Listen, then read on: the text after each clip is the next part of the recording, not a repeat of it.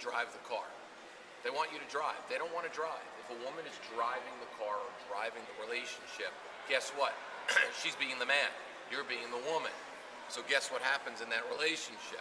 Usually down the road, the sex stops because she doesn't want to be screwing a woman. Because if she did, she'd be a lesbian, okay? You want to drive that car right from the get-go. So you have to decide exactly what to do from the beginning. That's why it's so important. When you ask out a woman, how do you ask her out? One simple way all the time. Give me your number. Give me your number.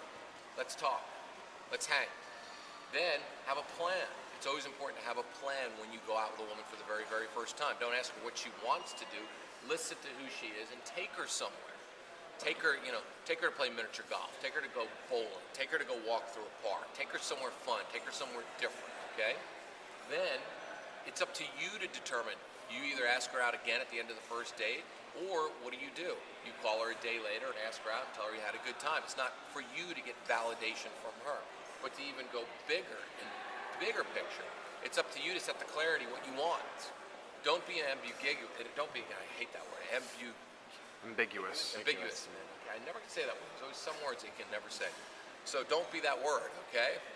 Because what happens is then you leave so much up for chance. If you want a relationship, look at her and say, I'm looking for a relationship.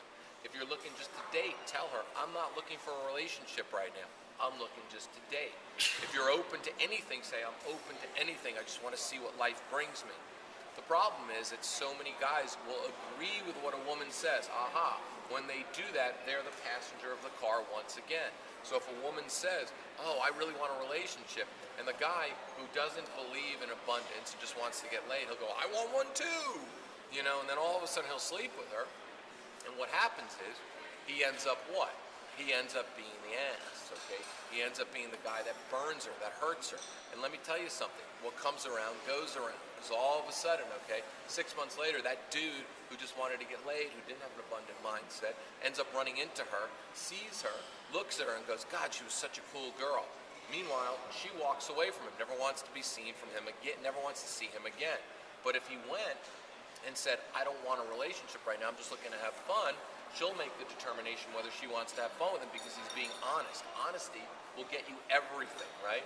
Then all of a sudden, maybe she'll give you the sex, okay?